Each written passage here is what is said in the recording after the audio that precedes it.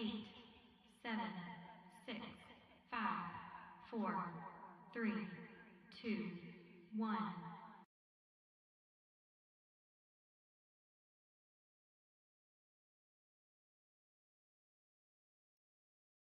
You saw the opener. We finished 3/4 of our event thus far with playoffs and grand finals, not even included. The LAN just around the corner. I'm Time Delight. Joined alongside me here is Seymour for our fourth of four invitational qualifiers here in Counter-Strike 2 with Arena Esports powered by Etisalat, 80 Gaming, our strategic partner, and of course Playtonia, our broadcast partner, allowing us to bring these broadcasts to you. Colin, we've got only a couple more best of threes before even grand finals, much less playoffs. What are your thoughts? My thoughts, I mean, it's been quite the journey to get here, and it just seems like playoffs are around the corner. Yeah. Things couldn't be better, TTL, and I'm excited to see who's going to round out our last monthly qualifier here in CS. Obviously, there's tons of other titles still looking to work out those, I guess, last couple of teams as well. So with the playoffs around the corner, not only for CS, but for multiple titles here with our Arena Esports powered by Etisalat by EN, it just seems like it's going to be one heck of a ride. Here with Counter-Strike 2, like I said, our last invitational qualifier. Counter-Strike 2, like a couple of our other titles, only include 2 teams in our invitational qualifier.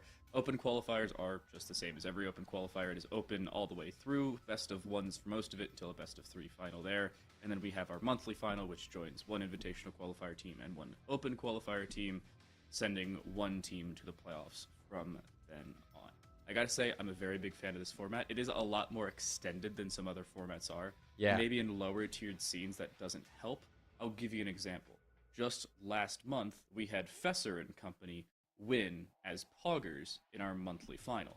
The issue with that, Fesser is now in another team in Denmark and doesn't currently play for the same squad. So that same level of roster stability isn't there over a longer period of time, which becomes a problem. Yeah, it's kind of an interesting way because you look at the first and second teams that we had qualify, Easy Money Snipers and RGW Esports. That was 2 months ago that we saw RGW play, 3 months ago that we saw Money Snipers play, and they've not only kind of maybe made changes in their own rights, but now they're sitting in playoffs waiting for their chance to play again, and it's going to still be a couple more weeks until we get to see them take that stage once more, TTL. So it is really interesting to see, when you're weeding out all these teams for the open qualifiers and the invitational, who's going to rise to be the best in those moments. But the longevity, I am hoping that when you get to the playoffs, you're looking at Easy Money Snipers and RGW to stay as sharp as they possibly can for those playoffs, because it's been a while since we've seen them play. And for today, whoever's going to join the monthly finals, you might look at them to think maybe they have a little bit more of an advantage because they've been playing these more games. I'd honestly say they do, and for the main reason that the game has evolved so much since our first monthly final. Remember, the first monthly final was back in October or early November, I honestly forget which one. But the abridged version was the game had just come out, everything was still being ironed out. There still have been so many bits of progression since then in just this game. We've seen, I think, an update every 4 days on average, albeit it's stretched out a little bit because the early updates kind of skewing that a little bit, but still. Counter-Strike 2 has been putting out immense updates across the board with maps, map changes, visual changes, gameplay changes to some of the weapons, some of the utility, obviously some of the maps in their entirety. There's a lot of differences between the game now in 2024, Happy New Year, by the way, and the game 4 months ago, or 3 months ago, and towards some of September and October. This is a completely different game than it was when Easy Money Snipers won our first monthly final.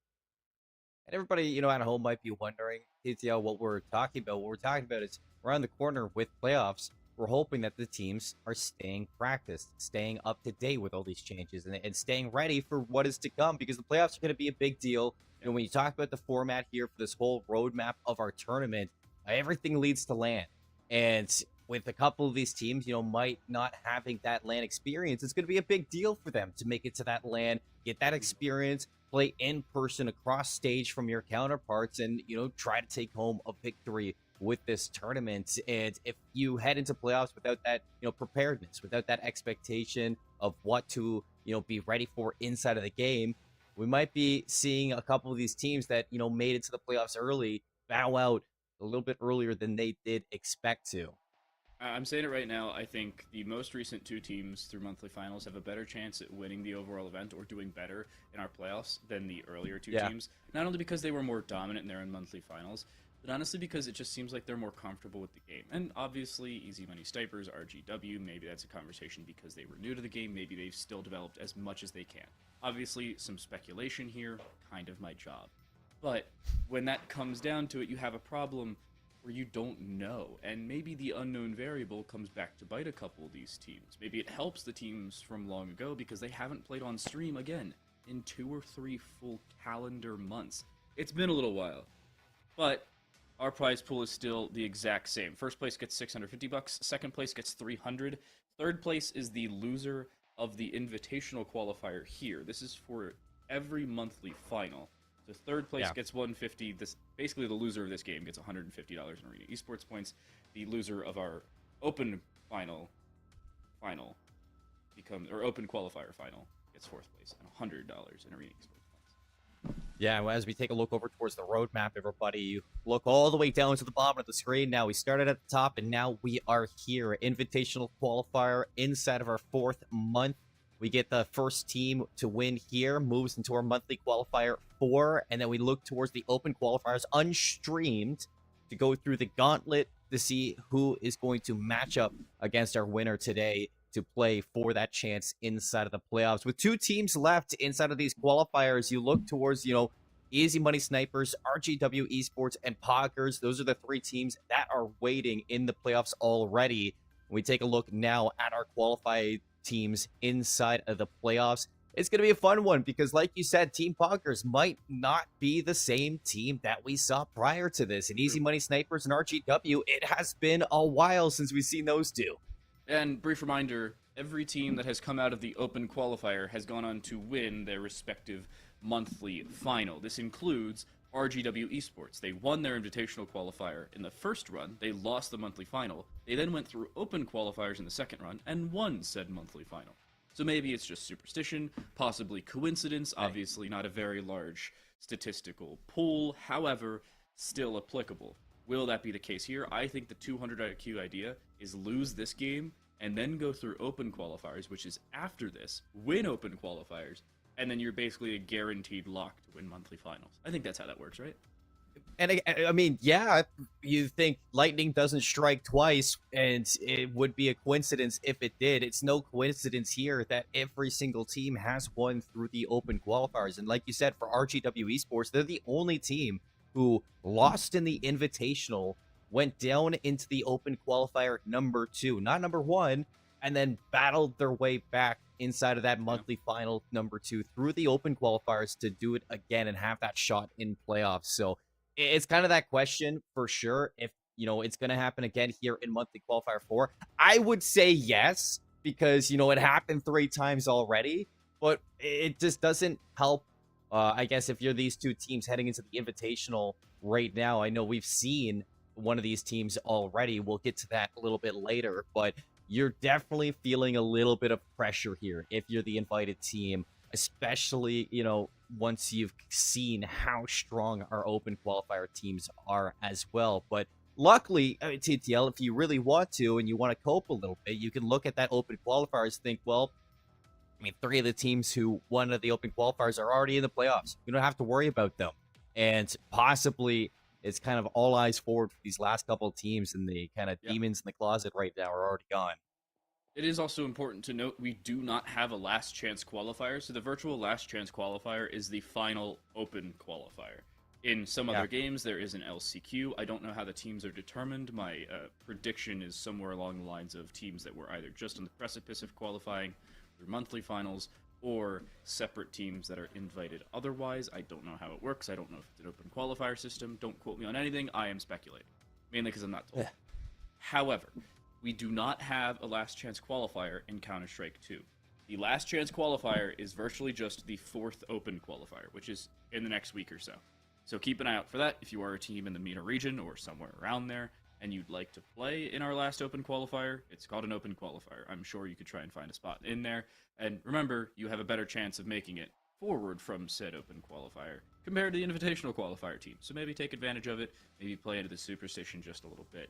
I have to say, at the end of the day, there are no guarantees, especially coming into this game, because this is a contentious one. This is our last Invitational Qualifier. This is the last, hey, free play for a single best of 3 to make it. 2 maps, and these teams are on to another section where they're 2 maps away from the playoffs. They are the closest they will ever get, because there's no other Invitational Qualifier.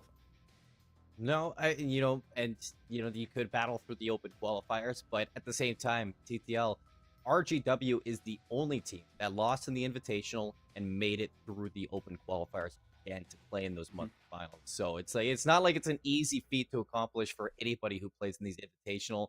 You get invited here. You're definitely right to say that this is your best shot at making it into the playoffs because it is such an uncertainty. The gauntlet of the open bracket, you don't want to leave it up to chance at all. So I think it's time, TTL, that we can start talking about these 2 teams that we have playing today. It is going to be a best of 1, folks, inside of these invitationals. Is it a best of 1 map set? No, it's a best of 3 map set, but it's just the 1 match that we're going to have today. So yeah, it's going to be fun to see these 2 teams play, especially considering that you and I, we've seen one of these teams already.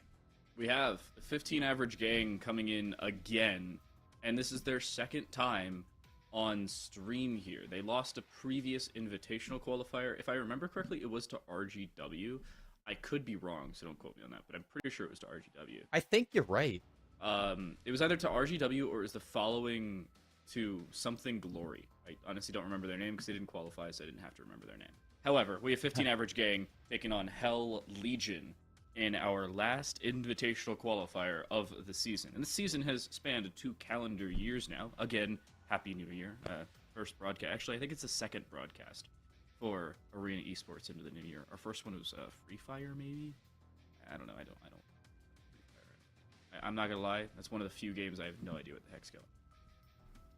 It is one for the Battle Royale fans out there that we're going to be waiting on. But for now, we get the tack shooter fans, TTL. And we got our map set ready to go. See you later, Inferno. See you later, Mirage. We're starting off with Anubis, Ancient, the go-to CS2 maps that we've been seeing. We get Vertigo and Overpass out of the mix, and that's going to leave us with a nuke decider map if it does go the distance. So now, this is the main reason I love casting Arena Esports, because every single time I see either Anubis or Ancient. I believe that is a fact, by the way. I've seen at least one of those 2 maps every single time I've casted here, maybe except for 1. And, by the way, in every monthly qualifier, we have sent the team from the monthly finals to the playoffs via the map of Anubis. It was second in that pool every single time. I did some backtracking a couple weeks ago. We had our last monthly final. But I gotta say, Anubis has been a mainstay. And Ancient has not been far behind it. Nuke, I think, is the most statistically not common of these 3 maps, which I can't believe I'm saying that Nuke is less common than Anubis or Ancient. That's why I love casting here. Sometimes I have to cast Collegiate, and I never get to cast Anubis. I just see Inferno, Mirage, and Overpass, the Collegiate Special, as we call it here in North America. And it sucks. But Anubis is first, and I'm a fan. Yeah, and maybe that's going to shake some things up, get us to that 3rd map decider, get us to see a little bit of Nuke. I mean, it's not Danish Counter-Strike, so maybe we just haven't been seeing Nuke as much because of so, but I think when you're looking at a map like Anubis to start things off, yeah, the newest map out of the mix, but I've had this conversation in the past with some Counter-Strike casters, and we all have just been noticing the rise of Anubis, the rise of Ancient with these changes that we've seen from Ancient as well. And I think I'm loving seeing how viable these 2 maps are. And yeah, we've seen a lot here inside of our invitational finals, but at the same time, it's great to see these teams, getting comfortable on maps like Ancient and Anubis, because by now people can play more. People can play Inferno. Overpass too, maybe a little bit of a specialty for some teams more than others, but it's nice to see Ancient and Anubis getting work done here instead of our invitationals. Yeah, I'm also a little surprised seeing both Inferno and Mirage banned right off the bat. Usually they get banned the second time around and you see Vertigo taken off first. Just a little surprising point, not the biggest and most determining thing.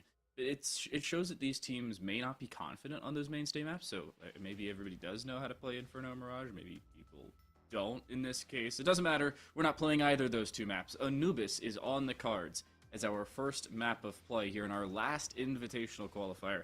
And I gotta say, I'm about as thrilled as I could be. This, I believe, is the pistol round. It is indeed. I thought it was a knife round for 2 seconds. But a pistol round where they're just rushing mid and splitting A, go for it, I guess. And it works.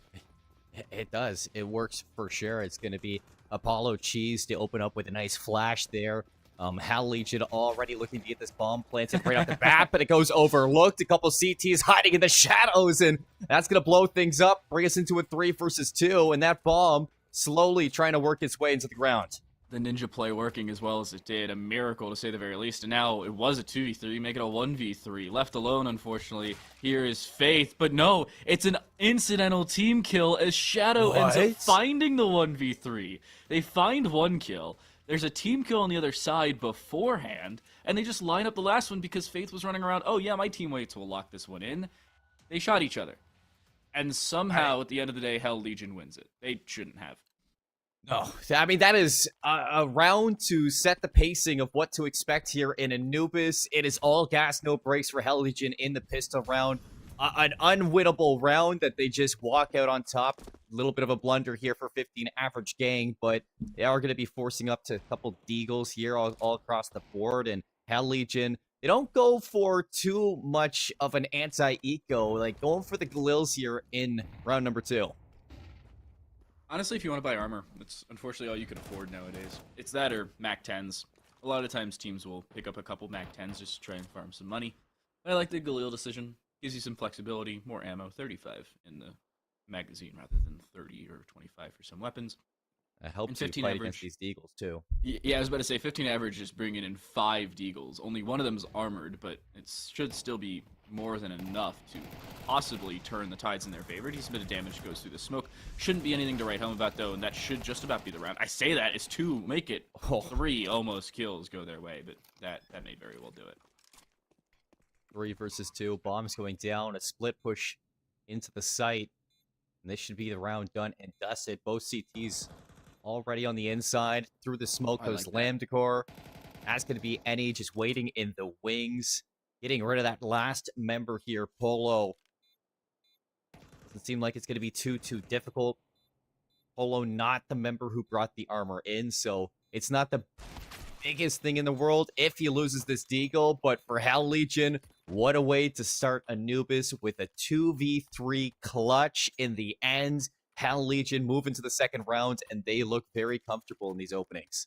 Yeah, have a concerning round where you win it and you probably shouldn't have, that being the pistol, and now a concerning round where you win it and you should have, that being, of course, our anti-eco. Good start for Hell Legion, at least kicks them off well. 15 average gang, not out of this one just yet. This is where the rubber meets the road for them. Unfortunately, it's a very expensive time for that rubber to meet the road.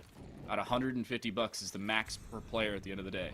And they only have M4s and 2 pieces of utility, if I'm reading that right. That's not great.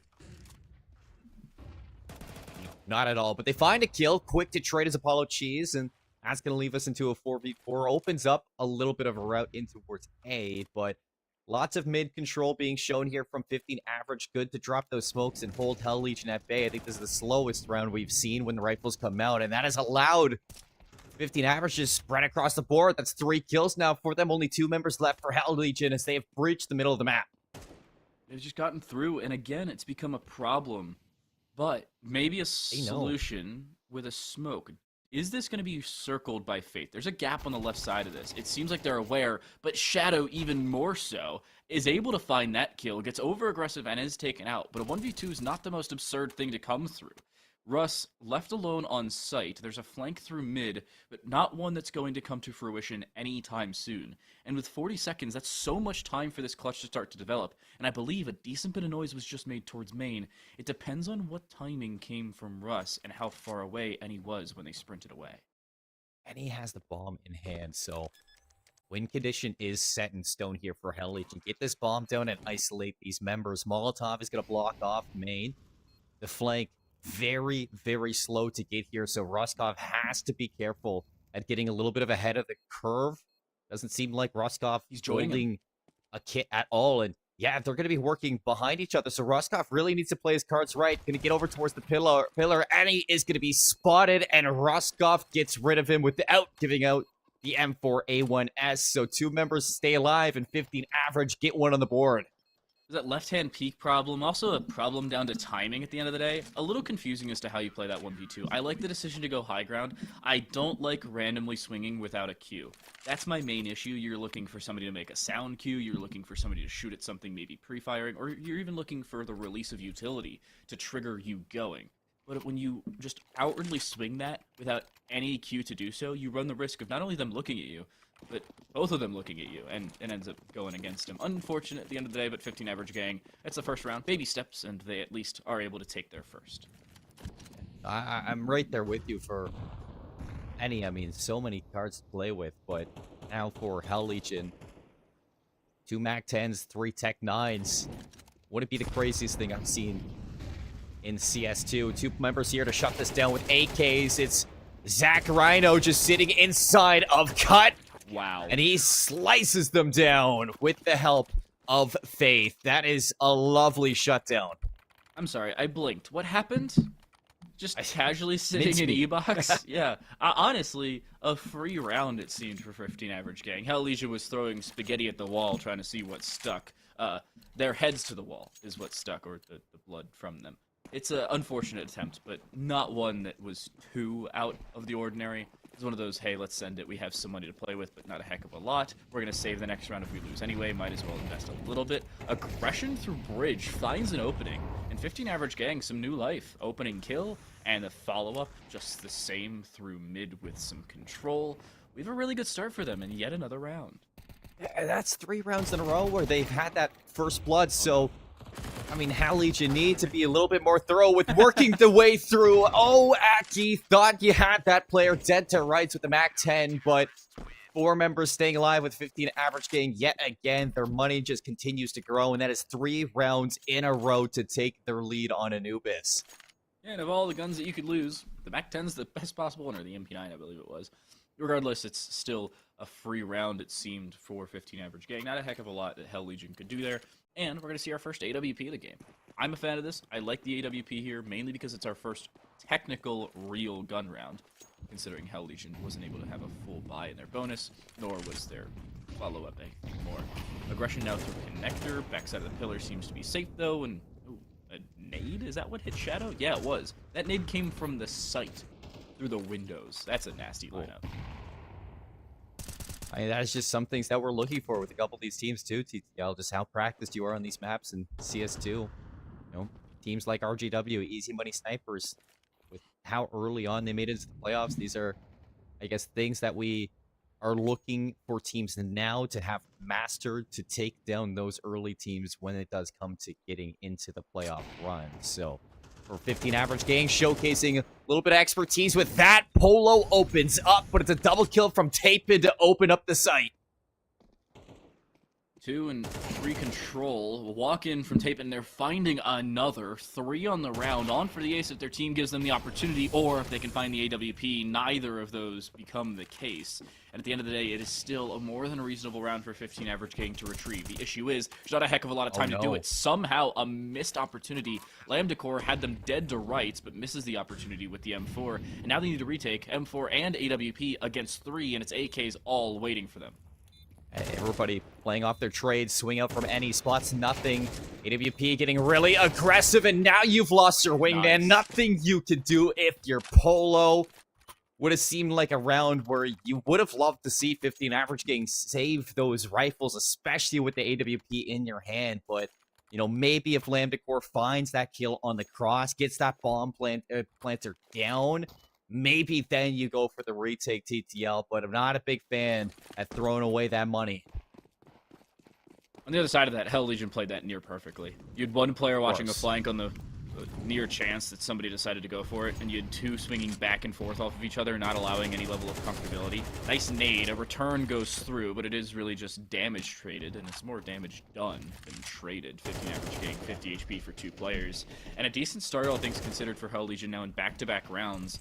the opening from that previous is probably the most important, if anything at all. And now it just seems like more and more problems developing for 15 average gang. It's a streak for both teams.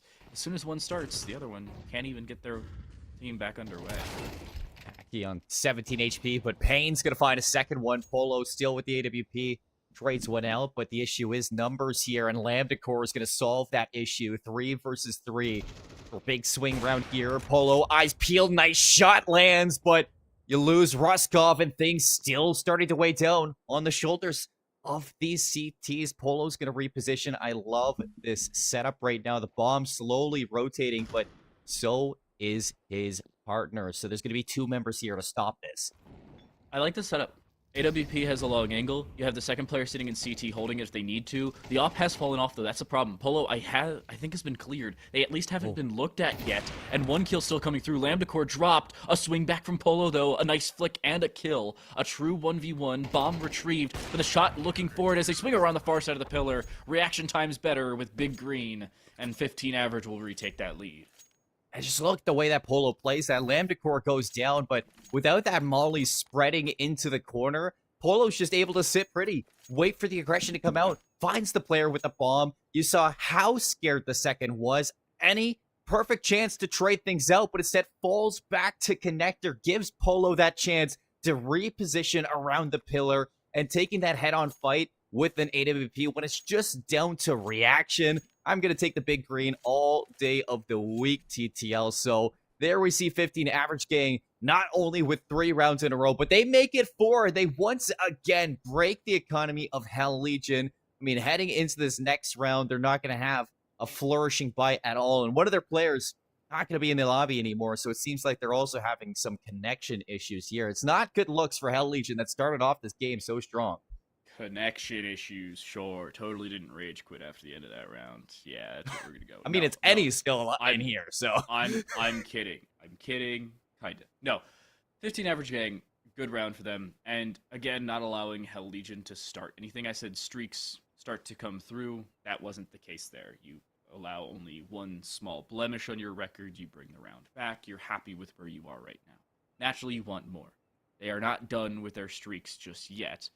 2 different conversation points. Hell Legion is in 2 very different positions in terms of their money. They could really buy or they could really save, and either one would kind of be a correct decision.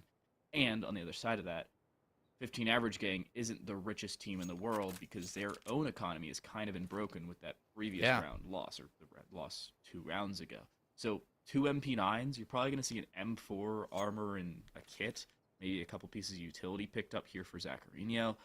This is a challenging position, decently at least, for 15 average gang, and a problem because Hell Legion has Sky at, oh no, it seems like they'll be at 1950. It says 800 at the top of the screen. That lies. It's okay. Yeah, I mean, there's 2 ways you can look at this for sure. I mean, it has to be talked about that, you know, the rounds 1 for 15 average gang, albeit 4, they're still holding their lead. You know, those 3 rounds in a row were good, and a couple of them very clean, but when it comes down to having the rifles in Hell Legion's hands, Hell Legion are doing good at only leaving 2, maybe even 1 member alive at the end of those rounds lost. So it's not like this has been smooth sailing for 15 average gang at all. And Hell Legion, I mean, that last round was a 2 versus 1, a very real chance for them to win it out at all. Very unfortunate in their own rights, but things reset and everybody is back in and ready to go. We're heading into our next round, and really wondering what Hell Legion are going to bring into this one. I mean, like you said, definitely a real chance for them to force up here, and it looks like they are going to have a rifle in the hands of any. Yep. I'd imagine I'm going to see rifles in the hands of the rest, and scrounge up whatever you can the last 2, and let's see if they can take another down here and keep us even.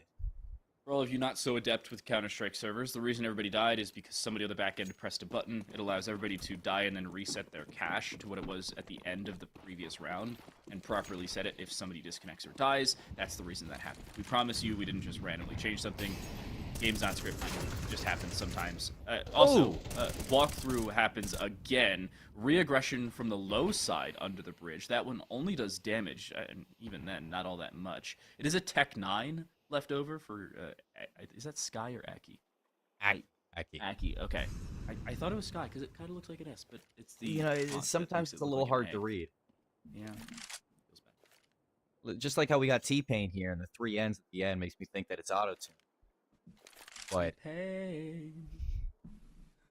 4 versus 4. And you know, I like that call from 15 average to get aggressive through bridge. You know, not expecting maybe the force buy here, but now they know that the rifles are in. They back up, they hold these corners, and they cut them down with a little bit of cash in the pocket of Lambda-Core. They have P9 flourishing inside of the wing there.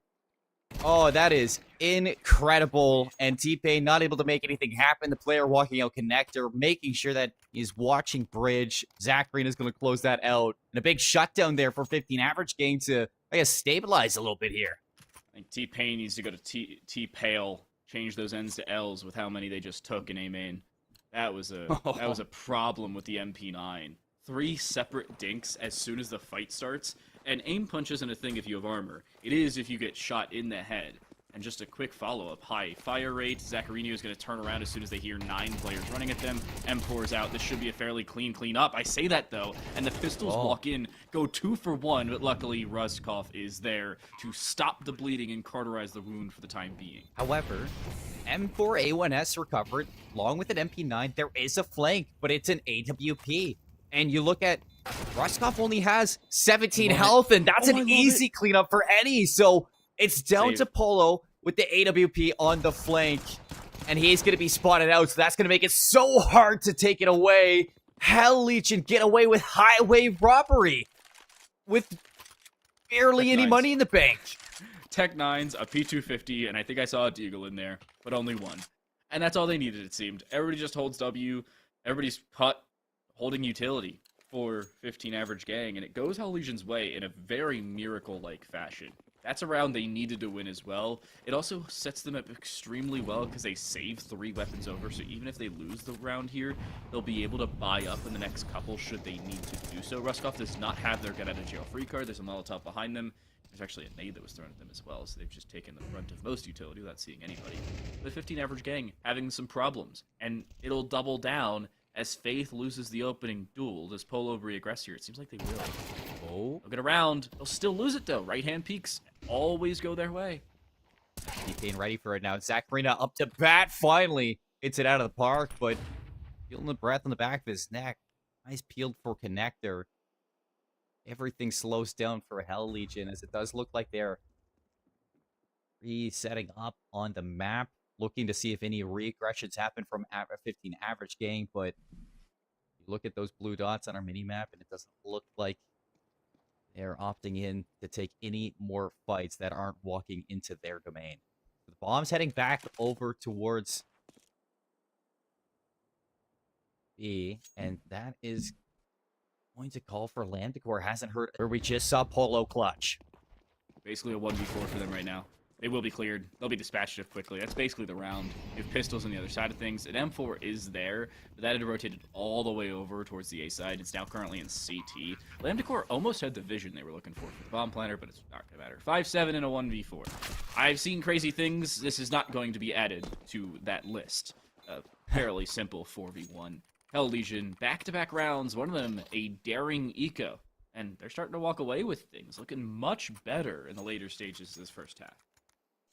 It seems like those issues that Aki were dealing with in the rounds gained by 15 average has been thrown out the window. They look fantastic. Hell Legion, they've recovered. 5-5 we're sitting here on Anubis, and the economy has been broken for 15 average gangs. So they're going to be rocking 5 Deagles like we saw back in round number 2. But if you remember what I remember back in round 2, it was a near flawless Hell Legion round. So I'm looking at them to dot their I's, cross their T's, and really force 15 average gang into the hands of these rifles. Pistols just not working as well, at least not off the bat for 15 average. AWP barrel has been seen, so Lambda-Core has the information they need. And because of the right-hand peak, they may be able to line up one. They don't need to. That's the most important part. Lambda-Core finds that kill. Are they aware of a player close? No, because they're scoped in. The long-distance sight ends up being their Achilles heel, and they'll find one, but not a second. The op quickly stripped away from their hands as quickly as it was put into them. And a 3v3, still with an AK, but only one, makes things Look even at all the more. space that any has. They have all of A. This is a free plant. player slowly working their way through rudder. But T-Pain, all he needs to do is peek out bridge. T-Pain is going to have a make or break situation. Polo goes down, and T-Pain should be able to clear up the player, rotating in their spawn. But Faith is going to have a rifle recovered. And now I'm looking at Sacarino once again to wait for the time to swing. But he gives up to fight the Shadow Man, and that's going to leave Faith in a 2 versus 1. Oh, and the smoke just dropped as well. Faith is in such a challenging position. I don't think they have an angle on either player because of the on-site environment. No, they'll back away. You said it, no kit, no utility, no real information either, and you'd only damaged one player. There wasn't even time if they had a kit, honestly, for the 1v2. Valiant effort, it seems, but that is a problem and a half, again, for 15 average gang, where they had more than a reasonable shot of picking it up, and they're just not able to do so at the end of the day. Shadowman dying to the bomb is not the most impactful thing, and at the end of the day, I believe they just get a death added to their total, and even then, I don't know if that gets added if you die to the bomb. Regardless, they have a heck of a lot of cash. They're not too concerned. Yeah. And, you know, you go into that round if you're 15 average game, TTL, it's not a round that you expect to win. It's a round that you get close to winning, and you have a chance, you know, maybe if Lambda Core hits that AWP shot and makes it a 3 versus 2, then you're giving a real fighting chance to 15 average game. But with only Deagles heading into it, leaving only 2 members of Hell Legion alive at the end, that is a job well done in your eyes. You're only down by 1. You're heading into the last round of the half. Aki, we're going to be back into a match freeze time once again because it doesn't seem like they're still holding on to the server as well as they would hope. But once they get back, they're going to have plenty of cash to buy up here for Hell Legion. And 15 average gang heading into this last round, not going to be saying the same about them. Just look at what they're going into this last round with. 4 M4s, an MP9, what is that, 3 smokes, and 2 Molotovs. That is not enough to delay what has been a really hot or cold Hell Legion. They're either executing 5 players to a site on a split, or they're taking their time in a default, really trying to drain out this utility. We've seen the best of both worlds for Hell Legion, and without the utility to keep them slow, I expect Hell Legion are going to ramp it up once again here. I honestly, if I'm Hell Legion, I would not hate a W call. Just everybody hold W, send it. We have the time to do so. Also, forewarning, everybody's going to die again, so if you see weapons disappear, that's the reason. I don't know if it's going to stick like that. Everybody could just get their guns back. Don't quote me on anything. However, there it is. Nobody's going to get their guns. You get to keep the AK and the M4 that was saved over from the previous round. That's it. Everybody will have to rebuy what they invested into this round. It's intentional. We promise it's supposed to be like that. But Hell Legion has a much better scenario right now. They not only have better weaponry, but they have better utility. But honestly, they've had the momentum in the later stages of this half.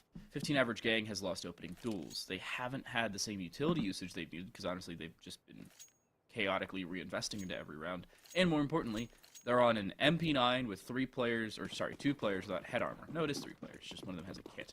So, at least somebody has their priorities straight. Doesn't seem like 15 average gang are the type of team to look at and be comfortable, be stabilized. They're sporadic, they're clutch, they're exciting. On the other side, Hell Legion, they're well put together, but Aki gonna be the first to fall. Zacharino looking for more, walks out to boat. Apollo Cheese hiding in the corner. Nothing to really expect that. You feel bad with an open and kill, but it is followed up on, and honestly, you're pretty okay with that if you're a 15 average gang. You take away one of the couple M4s. Obviously, they don't know that it's not exclusively M4s. We do. However, an MP9 on the other side of things may make things difficult. Ooh, Any almost took that MP9 quickly away. And Faith is very, very lucky to currently be alive. It seems like a stack up for B as of right now, but there's a quick rotation already here, and a second one available should they need it from mid. This is a more than comfortable position for 15 average gang, despite the fact they have limited as heck utility. I mean, with Zacharino going down, it might be a little false sense of security here for Hell Legion. That's the connector player gone, but the reposition has been allowed for 15 average, and they've re-upped the B site.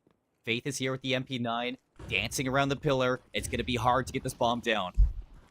Swing forward, do they clear out that MP9? That's the real question. In the best possible scenario, finds one, position duly noted, and quickly dispatched of just the same. A re-engagement, though, from Ruskov. They find one. It's a game of trades, but it's one that goes the way of 15 average. And a 2v1, the trades now need to consistently go 15 averages way if they want to walk away with this half at a tied up scoreline. Smoke dissipates at the worst possible time, and Apollo Cheese was already watching it. Lambda Core cannot find that theta angle they were looking for. At the end of the day, it is indeed a 7-5 first half victory for Hell Legion.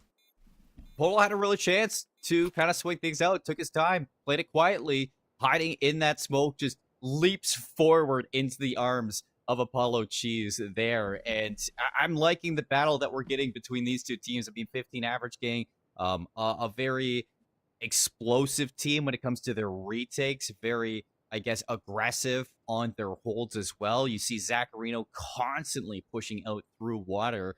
And it's fun to watch them kind of try to find some timings against Hell Legion around the map. I know Anubis really allows for those capabilities to be a thing. Hell Legion on the other side, I mean, we're seeing two different teams on their T side, a very aggressive team or a very passive team. And now that they kind of have moved over towards their CT side of Anubis, now we can see them really latch on to the passiveness that we saw on their T side and force 15 average gang into some very uncomfortable spots.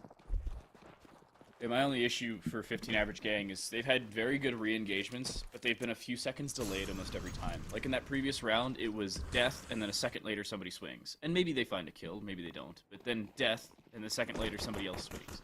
That can't be the consistent case. And Hell Legion, just giving that one away. Not many people play on the B sides. Aki looking for an opening if they could find it, but it seems like Zacharino is the first one to find a duel. And Ruskov, very aggressive here, and the Glock works. Just like that, a 3-kill unresponded, and a 5, nope, make it 4v1. Oh, the dualies.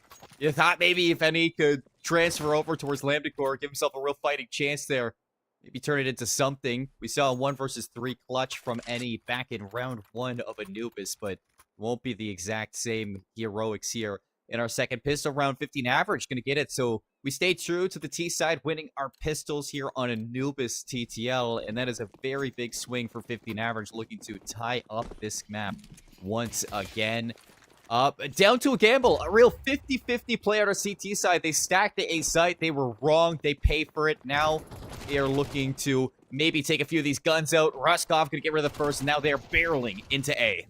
On the round, they don't fully stack the A site, is the one where it is fully rushed upon from both sides. That should be a fairly clean and easy round. Honestly, that was the prediction coming into things. It was, what, 2 upgraded pistols in comparison, and everybody just holds W and it works. That's about what we were expecting coming into that.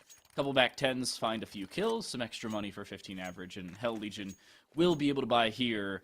Now is where their own rubber meets the road, and both teams sticking with their levels of consistency in the first start of things, where Hell Legion won the pistol in conversion.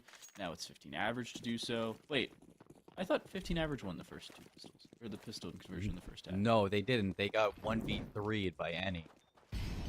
Oh, yeah. So, yeah, we're kind of flipping roles pistol. now. My bad. They should have won the pistol. We're kind of flipping roles here, and, you know, if history repeats itself and, you know, our conspiracies are right, Hell Legion should ring off a quick 3 in a row here and reach 10, but I'm sure 15 average gang have other plans. They still have utility on 3 members, 2 Mac 10s, just looking to maybe find some timing here, but nobody showing themselves at Hell Legion. They're just tucked away. Nice little double up here. The FAMAS is going to peek, finds the information on Lambda Core, but information is not a sell right now. It's only Lambda Core teasing A. Molotov towards B. I gotta say, the surprising part, they only send 1 player in that general direction. Now they're starting to rotate a couple more over. And as they do so, it's more and more space opening up. Hell Legion has not played aggressive at any point in this round because honestly they don't have the utility, nor, at the end of the day, some of the weaponry to do so. Yeah, they have 3 M4s. They're reading a couple this. FAMASs. And T-Pain tucked in the corner. This is mid. That's the bridge side of mid. It ends up going their way. Apollo Cheese finds one, a follow-up from Aki, and there's the FAMAS sitting in the corner to find one of their own. Perfect start for Hell Legion, but one that's responded to. Quiet game of hide and seek. It's not easy to win this one if you're 15 average gang. And T-Pain, as soon as you hear those digits go down, tries to make a move. 2 versus 2. Lambda Core equalizes, and both members of the CT fighting from their CT spawn from Palace, as well as Sniper. You see Annie's going to be his first move. MP or Mac 10 in the hands of the on-site player. Faith, though, gets run down. The FAMAS is going to win it at range. You may favor the AK, but the shots just aren't landing, and now the smoke is down, and Lambdacor doesn't have a lot of space to move. No kid here for Eddie, so he's got to hold it for a long time. The spray down for Lambdacor. It hits them both. Ace. 15 average take the lead. And Lambdacor aces. Walks in, finds all 5 kills, 3 of them to open, obviously, but the last 2 through the smoke on towards the bomb. The situational awareness to remember where the bomb is planted. I think that's the most important part of that round, in my personal opinion. 80% of the time, you plant the bomb default, which is around the right side of the pillar, not the left side of the pillar. And most of the time, you'll see a team spray there and miss, and they'll lose the round because of it. But knowing where the bomb was planted, walking away with the spray, and understanding, hey, I wasn't shooting at the diffuser, I'll keep the spray held. That's the determining factor of that round. Now it's Hell Legion. Honestly, looking at Hell, they misses a little bit, but Lambdacor doesn't take any extra damage from it. Zacharino wanting to walk through a smoke. They have the ability to do so. There's somebody tucked to their left. He is shoulder to shoulder with this player. He hasn't made any noise. Somehow hasn't died either. Smoke's going to dissipate. Oh, they switch sides. Oh, they have no idea. 2 ships passing in the night, and it's going to go Zacharino's way. No clue for Apollo Cheese. They get clotheslined from the side. It's a 5v2 against a Deagle and a 5-7. This could not be worse for Hell Legion. There's not much you can expect there from Apollo Cheese for sure, but let's talk about Lambdacor for a second. That's 7 kills in a row between 2 rounds. And Ace followed up with the first entry of the next round and a follow-up there. So he is starting to show up here on the T side. I think 15 average game, they have definitely shown their best side here instead of the T half of Anubis. That's a little bit worrisome if the Hell Legion fans out there waiting to see their team, take this map number 1 in ease. This is Hell Legion's map pick as well. So the fact that 15 average gang are looking lights out here in the second half, that is a little bit worrisome. Again, this is a round where Hell Legion has that opportunity, though. So don't count them out just yet. We've seen rounds where they can go round after round after round. They can streak them. They just need to be able to find some solace in opening engagements. That was the issue for 15 average gang more often than not. It was opening engagements. Nice nade. It's about 25-ish, maybe 30 damage. But nothing to determine the round at the end of the day. Still headshots are going to be headshots. A couple body shots won't do the damage, but Lambdacor wants to walk in here, and honestly, it wouldn't be the wrong call. Molotov in front of them, pseudo smoke as it stands, and the walk in from Lambda. They find one, cannot find a second. It is traded, but not enough. Apollo Cheese out of position. Somehow T-Pain wins that duel, and it's a 3v3 with 2 players, make it all 3 players low of Hell Legion. Such a big fight here for Zacharino, and Shadowman goes down. He headed, and look at the health across the board for Hell Legion. 6 HP on T-Pain, hitting around the same ballpark for his teammate, and Faith is going hunting. 4-3? Faith, gotta put your glasses on, buddy. Right in front of your eyes. T-Pain is gonna take him down. It's a 2 versus 2, but with there being no health for Hell Legion, they got no idea what they're dealing with on the other side, so it looks like they're just gonna set up to carry these rifles into the next round, which is the right idea to make here, especially considering how good Polo has been with this AWP in the clutch. But that is 10 rounds now for 15 average gang. 6 rounds in a row. Or sorry, I think, 6 rounds in a row, maybe? 5, I think. 5 rounds in a row. I think I'm one off. Yeah, it was 6-5, then 7-5. It's too early for us to do math right now, but 5 rounds in a row for 15 average gang and 0 on the CT side of Hell Legion. This needs to be a round for Hell Legion where you might be counting their Anubis out. I'm also saying, if I'm 15 average gang, now is where we just hold W. Take full advantage of the fact they may not be as confident. Their CT side hasn't shown up yet. And obviously, maybe pistol and conversion could have gone their way. We'd be looking at a different game right now. That's not the case. Spray down. A brief reminder. Suppressed guns do not offer tracers through smoke. So, if you're shooting against somebody who has an AK and you have an A1S, you have an advantage. Albeit not all that much of one, but an advantage nonetheless. The other conversation I wanted to bring up a couple rounds ago.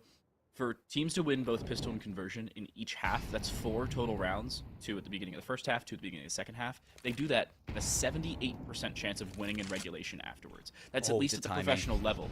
This is great, and it's even better for a 15 average. They've walked in freely. A nade lands on the body of NEK, and they will quickly be dispatched. A nice mortar fire coming through from Hell Legion. And the opening, again... Oh, still 2 members, I was going to say, on a cross, but Polo allows Ruskov a way in. T-Pain, 6 feet under. 15 average gang once again with the bomb down. And once again, Hell Legion, tails tucked between their legs. They are leaving back to the B site. It has to be a save. They're giving up an 11th round here. And it was a fantastic start for Apollo Cheese to trade things out, keep things even on site. They had the crossfire set up, but it is the spearhead of Polo that breaks the armor and makes it in towards A for that bomb plant. And I love this from 15 average gang. You see that too. The conditioning, the sheer conditioning that has been shown by Lambdakar over towards A main forces Any to play in that spot, play so far back site that he just has no chance to fight back, and the dunk with the nade is the cherry on top for everything. So that it all comes down to the conditioning that Lambdakar has been just maintaining over towards A. And 15 average gang has had so much space to work with because of that conditioning. They haven't allowed Hell Legion to say, oh yeah, this is going to be a free and comfortable site for us to slowly play. We can readjust if we need to. We have a free rotator. No, that hasn't been the case a single time. I want to know where that smoke is going. I think it's going to main double doors in mid, but regardless. No, it goes to the bottom of connector. It's even better, arguably. But now 15 average, maybe wanting to send themselves over towards A again, but quicker and with more players. I wouldn't hate this. Nice flash, though. Apollo Cheese sets up Any. The opening duel goes back to Hell Legion for, I think, the first time in this half, if not just the second. I was going to say maybe the first time the whole half for sure.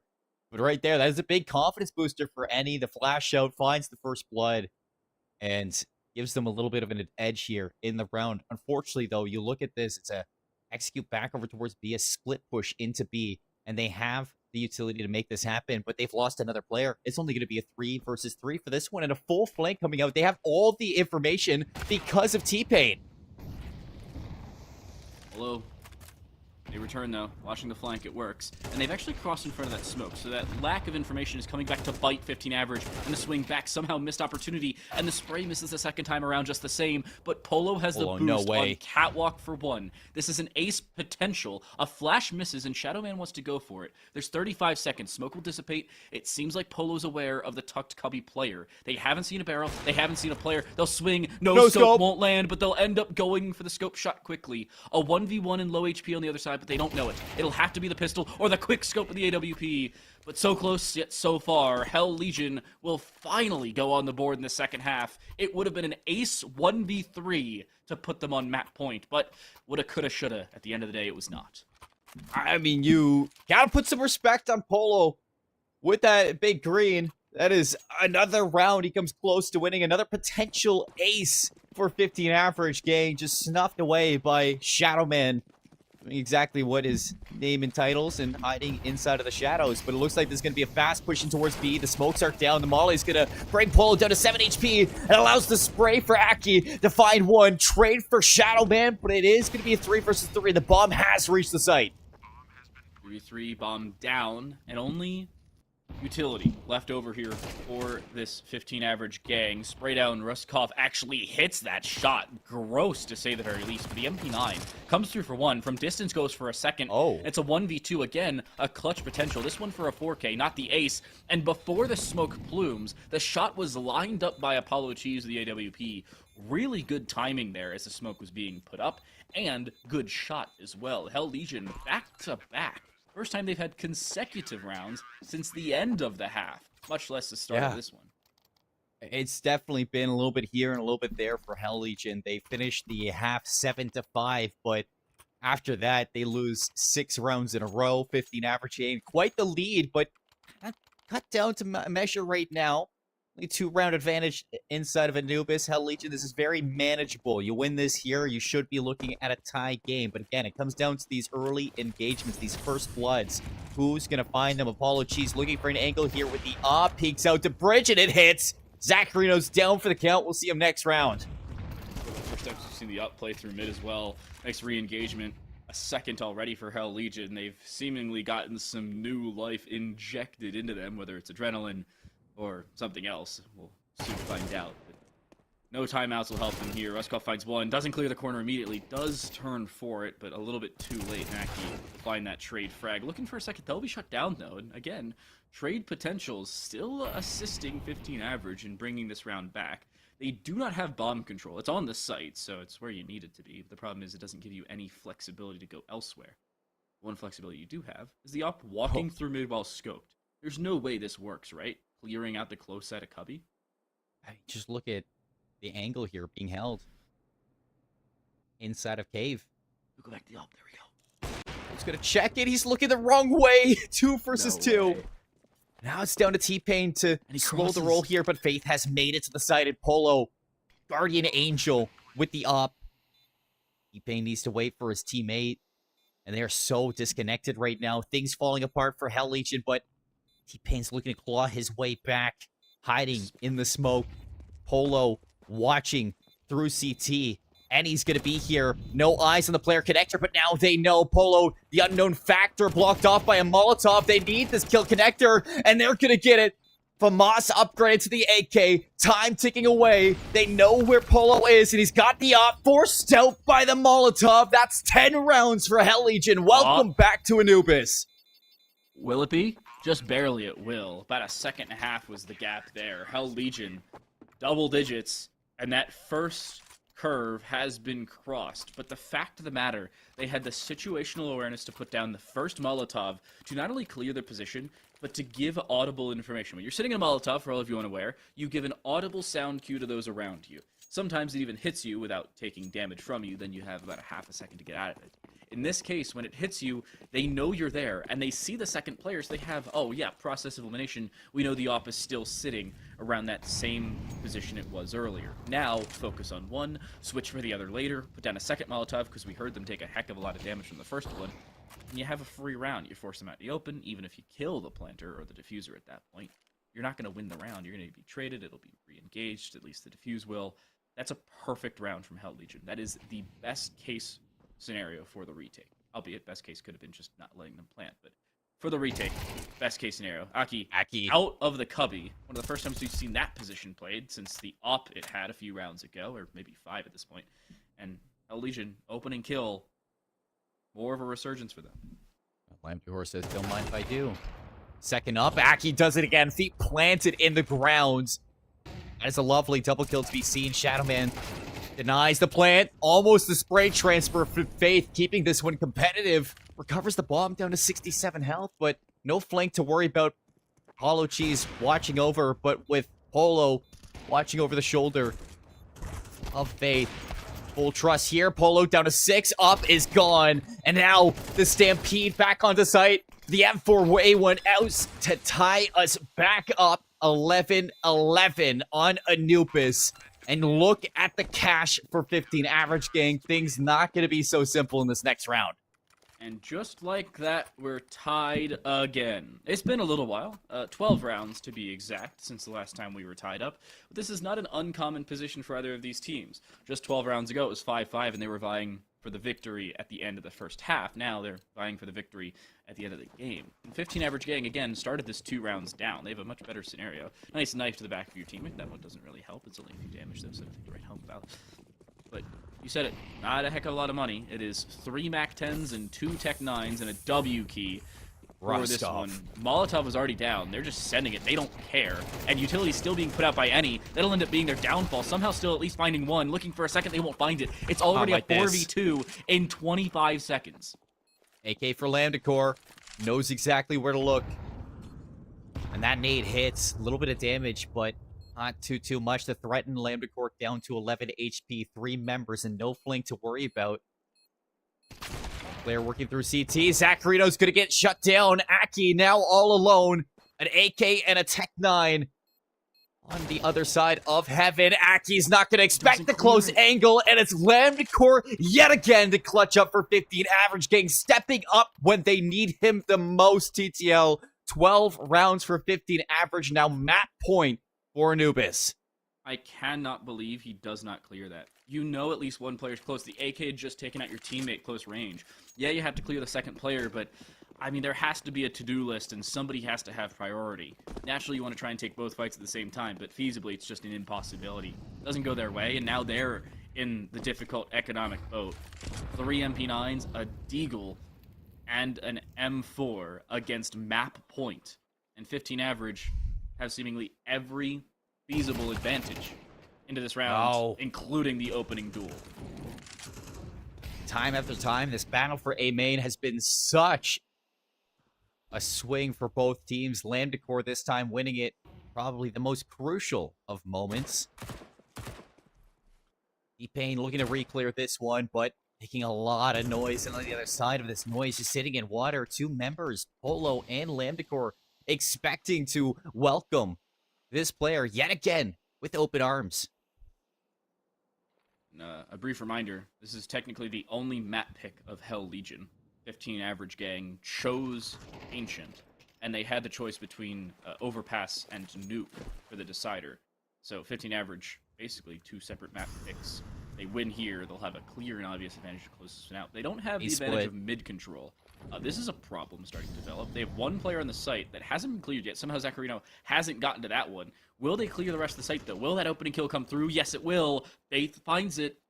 And a 4v2. They're looking for that final nail.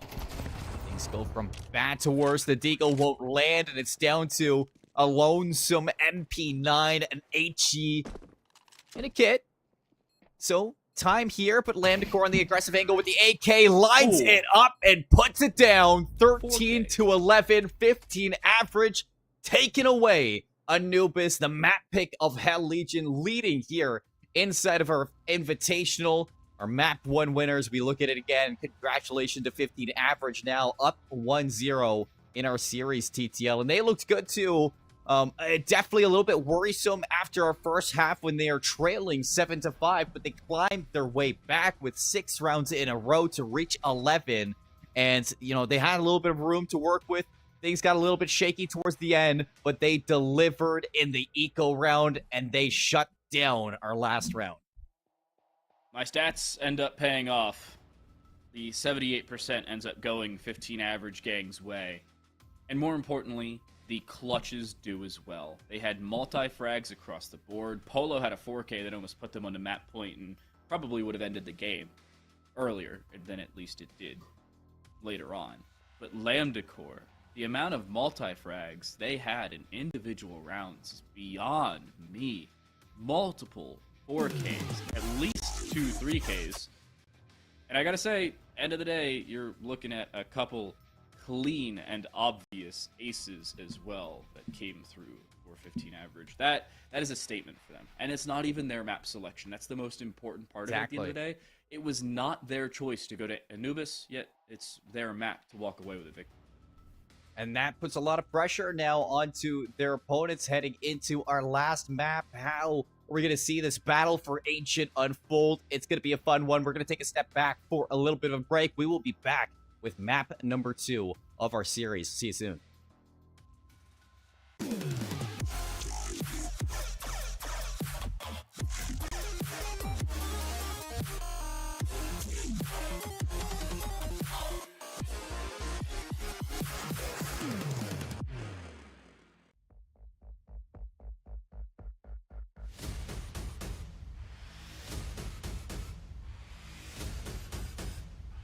Let's do this, Abu Dhabi!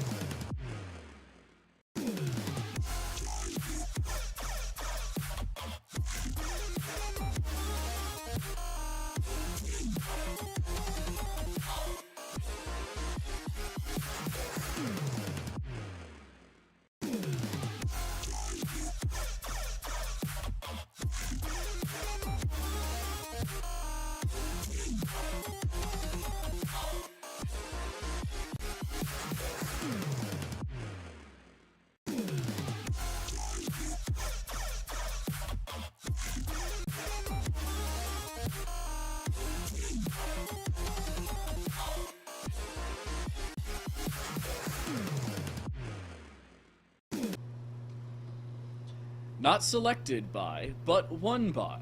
At least Anubis was for 15 average gang. Astounding start for them, second time around here in Invitational Qualifiers, and one they very desperately needed. They cannot afford to go one down. They have before, they weren't able to recover it. Time to light right here is Seymour for our possibly final map of Invitational Qualifiers here in this Arena Esports, powered by Etisalat by EN Season. I gotta say, Colin, this is not looking great heading into our second map for Hell Legion. Oh, and as we take a look back at Anubis, we can kind of break down exactly why. You put a big spotlight on Lambda Core, and we'll get to that, but you got to talk about the little play styles that we saw from both of these teams. I mean, 15 average gang, very explosive team on their CT side. It didn't really work, and you wouldn't expect it to work being on, the Anubis CT side. It's not very easy to get aggressive through a couple of these lanes. It's all down to the timing, and really Hell Legion weren't giving them any of that. A very hot and cold Hell Legion team moves over to their CT side, and a very slow start to their CT half. They give up 6 rounds in a row, 15 average gang on their T side. That explosiveness just continues to be an issue. Once they get that bomb down, it seems like it's an unwinnable situation for Hell Legion. Didn't see a whole lot of clutches for Hell Legion. 15 average gang. It is clutch central when it comes down to a couple of these players, both Polo and Lambda Core stepping up in those moments. Lambda Core with an ace, with so many entries onto site, and Polo finishing off countless rounds with that AWP. Heading into Ancient, this team is going to be feeling so comfortable. Yeah, and I'm looking at Lambda Core, and I'm currently, like right now, counting the amount of multi-frags they've had. I'm sitting at 4, and I haven't even gotten to the last 4 rounds of the game. And I'm saying here, 15 average, they did not put everything on one man's shoulders, but they relied a heck of a lot on Lambda Core, which could be an amazing thing should Lambda Core step up into map 2, or could be their main problem at the end of the day. It really comes down to that individual skill, and I will say this multiple times over. I will say it in just about any esport I cast. It is applicable almost universally.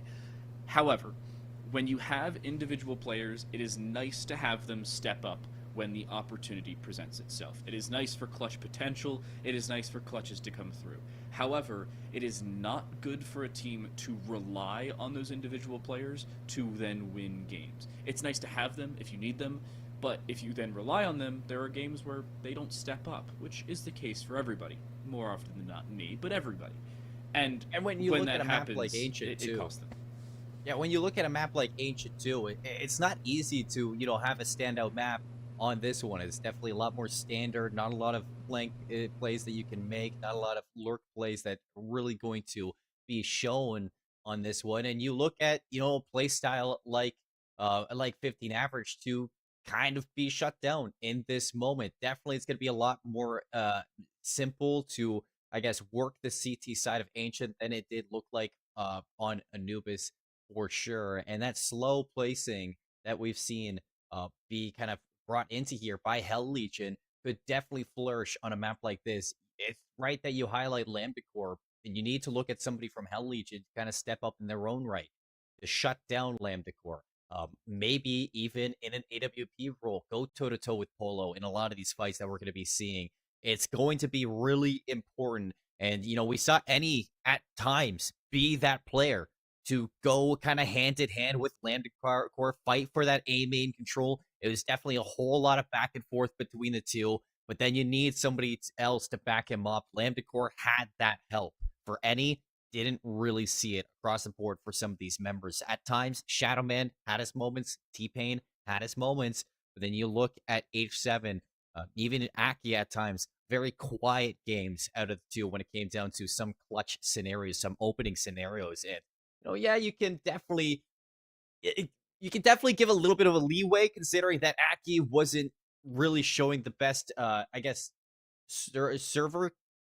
He was having some server issues for sure. Aki was dropping out in some of the between the rounds, and heading into Ancient, you're just looking for that second member to really step up to help Any in these moments. And Ancient definitely has a chance to go their way. Anubis 13-11. It's a very close scoreline.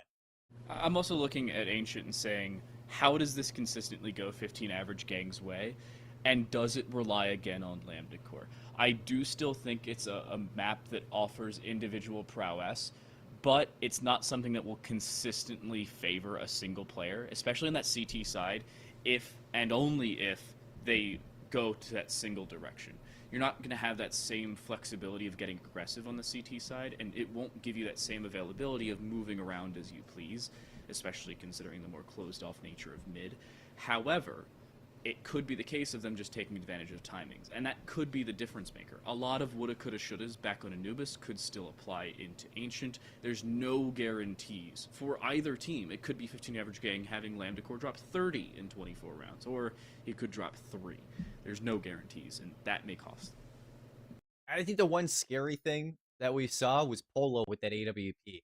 At times, Polo really patient to hold angles with the big green, but at other times we saw him walking down mid with the scope down, finding value with that sniper.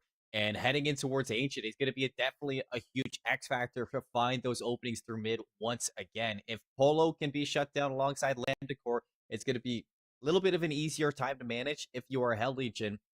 You got Nuke as the decider for your map 3. If you get there, you definitely can look at that to be a little bit more of a one-sided affair when we are looking at, which side is going to dominate the other. But first, they got to get through Ancient, and this team has all the capabilities of making it happen. I mean, I'm definitely keeping my eyes on Eni. I already highlighted him for sure, but who is going to be that second player to support Eni in those moments? And for Hell Legion, a lot of those rounds did come down to clutch scenarios, some one-on-ones, that if it was Hell Legion on top, they very well could have been winning Anubis, but they need to start succeeding in the clutch as well, TTL. They can't keep losing 1v2s, 1v3s, or 1v1s. I think the problem also starts to persist when you have teams take those clutch potentials, and I'm not going to say start to throw them, but start to give those opportunities away. That's when those issues start to become more of a discerning factor, and that's going to be the case longer on. That will be the problem for Hell Legion should that at least persist later. And if we go into Ancient and we see this game start off in the favor of 15 average, if they win that pistol conversion, then I don't know if Hell Legion's going to be able to recover. They weren't able to recover last game, even though, yes, it was a fairly close one. 15 average, they would have lost 13-10 most likely if they don't pick up that pistol and conversion round in both halves. Now that they do, they give themselves a free opportunity for 4 rounds. 4 rounds. Not supposed to happen. No, not at all. And I think, as much as we talk about it, we can keep going back and forth about, what we need from this team, what we need from, that team. All in all, Anubis was really close, ATL. Yeah. It was 13-11.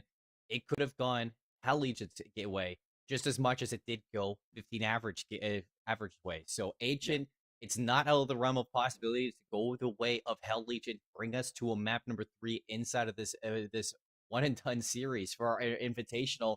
The only thing is, when you're looking at the grand scale of the roadmap, the journey that is ahead of these two teams, this isn't the end-all be-all. This doesn't punch your ticket into the playoffs. If you're 15 average, you want to look for a comfortable Ancient to bring that confidence to move into the playoffs. Already picking up 2. Lambda Core already has 1. Everybody look at how an individual can step up, and it's a 5v2 in the span of, again, 20-25 seconds. Faith has been dispatched of. USP has been recovered, though, and everybody seems to want to just take the fights to them, and it looks like it's going to work at the end of the day. Taking advantage of the numbers, strength in numbers, they say, and you can see exactly why. And close-range Polo, yeah, there's the dualies. That's why they're so good. A little nerfed compared to Global Offensive, but still just as impactful in 1v1s. Especially when you're that close, face-to-face, barely, basically, with those dualies is a deadly gun to worry about. And there we see, again, the explosiveness of 15 average just trampling all over Hell Legion. That bomb was down so fast. They lose that first member in Cheetah so early on. For Hell Legion, they need to start looking to win those early fights, slow down 15 average, and deny them the possibility. And look at this counterplay. 4 players rushing through mid, already starting this flank. The A site is open. Player and Donut to worry about. Are they going to be able to clear out the A main flank? That's the question. Walk through Zacharino, not expecting a play on the backside of Donut, but the back 10 will give them the kill. And, oh yeah, they do clear out the A main flank. 1v5, not even going to be that quickly worried about. 15 average gang, pistoling conversion, they are 6 for 6 on rounds in the first 2 of every half we've played. Again, that advantage going to start to set in. I'll bring up the stat once more if it becomes a fruition, or comes to fruition. For 15 average, I mean, with that AK, as soon as they reach the site, a question mark is like, where are they? Well, let's turn around, let's find them. And for Hell Legion, that is a round they just want to get done as quick as possible. Molly doesn't land. Shadow Man gonna open up with a first through mid. Ruskov looking to clean up, and so he will. Easy two-piece there from Ruskov. That's gonna open up a route through Donut, and a player through A main might have an angle to shut this down. Who is it? It's Eni with only an MP9. Hiding away. Kill goes his side, but Polo continuing to be an issue. It's all down to Eni with this MP9. Yeah, but the question is, why does Eni allow them to plant? It's a 1v3 now with the bomb down. It would have been a 1v3, maybe a 2v3 without the bomb down, but now you just give them an objective to play around, and 15 average gang has that lockdown every day of the week. It's a question mark. I'm not going to say it's the round-defining moment, but I will say they had an opportunity to give themselves a better option later on, or better opportunity later on, and they just didn't take it. They sit there, hear the bomb start to go down, wait for the bomb to go down, and then swing somebody. Questionable. Well, 3 rounds in a row for 15 average. Not looking to stop here. Eagle, 5-7, USP, and an HE and a smoke to work with. They're going to tuck away into cave. They're going to give up the site, the bomb plant once more. And Shadow Man, the first to fall. USP is going to be able to collect 1 kill. That onto flank, or Faith. Lambdacor there to help out. Looking to sweep this round under the rug ASAP, but Hackey's going to make it a little bit more costly with the 5-7. Know exactly where these last couple of members are. Just need to fight them together. And Aki, another one. AK now in hand, swings out. Aki finds a third. Aki on 12 HP. Things 1 versus 2. Hell Legion, a much needed round in the clutch. Aki just can't get it done. And Polo plays it perfectly. Not a whole lot they could do. No kit and no HP. The AK could have started to shoot near them, and the muzzle flash probably would have killed them alone. But it's 15 average with 4 consecutive rounds. And Hell Legion out to lunch. They forgot to come back from our between the map break. And this is not a problem they can solve immediately. The benefit is they have weapons to do so this time around. And honestly, the fact that they kept that round as close as they did with just pistols is credit where credit is due. But still, it's not a round 1. And again, it's Ruskov just walking through mid. Nobody's looking at them. Actually, they were until the op shoots their teammate. Lambdacor's the first one dead. And there's a reswing. Ruskov finds 2 because they can. They're looking for a third as well. They are wasting no time just walking in every single round. But this time it's costing them more than it's helping them. Yeah, Apologies regresses. Aki finds another one here. Really big showcase from Aki. They know somebody's got through Red Robe. You see 2 players going to be watching it. Zach Arena, not a lot of room to go. He's going to find the first one. Polo now tucked away at a 1 versus 3. No information on where this person is. And finally, Polo's going to make himself known. Player on the flank. Player in CT. Eni should watch this exit, but Polo has been able to turn up in the clutch before. Just can't start it now, and Eni is quiet as ever. Waits for the mistake, and there it shows. Hell Legion finally get one on the board. TTL, I mean, I asked in the pre-show, heading into Ancient, who's going to be that second player? Well, we have seen a step up here from Aki. I need him to continue with this consistency. This has been a fantastic past 2 rounds. Extremely so, especially in that eco round that they kept somewhat close. Now that they have full guns, they're able to step up and actually take advantage of their early engagements. That time around, however, they lose the opening duel. T-Pain is just in pain. And you gotta say, it's just a problem where they haven't had the opening duels go their way. That spray actually did damage. Reswing through. No way Aki dies to that. Feels bad, man. Faith just had some, and they had an opening duel. And Apollo Cheese didn't know that B-Main was already walked through. It's a 2v5 in 33 seconds. Probably less than that. And this is just not something that Hell Legion can solve in the first 20 seconds of every round. It's just the similar issues that we continue to hammer down for Hell Legion is losing these duels so early on gives 15 average a lot of time to work onto a site, even in 5 versus 2s where teams in the past or in Counter-Strike have shown to be very capable. With a minute left in a 2 versus 5, there's just no way to win the round. No pressure on 15 average to make a mistake. And if Hell Legion want to see Nuke, they want to see the monthly finals, they need to start solving these issues in the early rounds and hold on to their lives a little bit better. Shadow Man, you know exactly where this player is. He's going to upgrade over towards the AK, but look at the team members just hunting him down, collapsing on this position, and Polo won't let him pass. So 5-1 we go for 15 average, and Hell Legion, they need an answer. They need it now. It is 11 kills for Polo with just a singular death. Is the only one at 1 death or lower. And more importantly, is the only one in double digits in kills. Has the AWP, has been stepping up with it in the last couple rounds.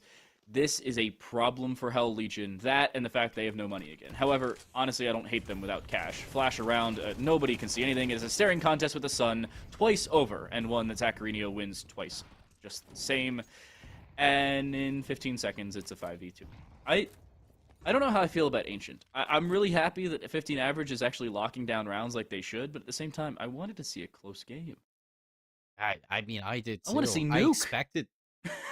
I want to see Nuke as much as you do. Love Nuke, but 15 average, you look at the two sides of the spectrum right now for, this Invitational.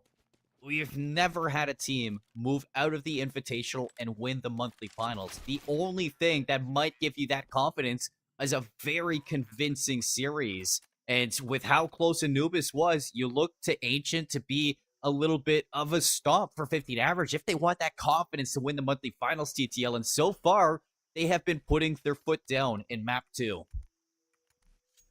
And it doesn't seem like Hell Legion is even standing. That's the problem. 15 average gang, I will remind everybody, they lost in the second Invitational Qualifier. And the team that they lost to then went on to lose the second monthly final. So this is not an absurd scenario where a team is very far from the opening. However, 15 average, even they couldn't get to the second place, technically, after the first run of things, or second run of things back when it was. Hell Legion opening couple kills here, though. Finally, that change has come through, and it's both in the same player. The early engagements have finally gone their way. They still have mid-control to work with.